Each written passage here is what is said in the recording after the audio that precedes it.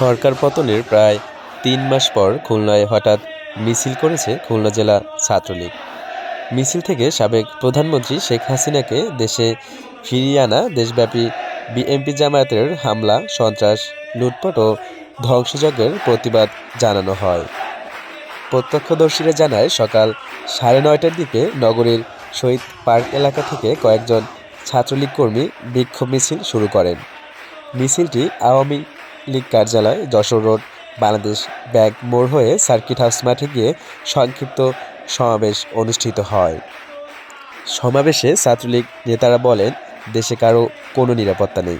5 আগস্টের পর দেশব্যাপী বিএনপি জামায়াত দেশের সংখ্যালঘু সম্প্রদায়ের গড়বাড়ি, ব্যবসা প্রতিষ্ঠান ও মন্দিরে হামলা ও লুটপাট করছে।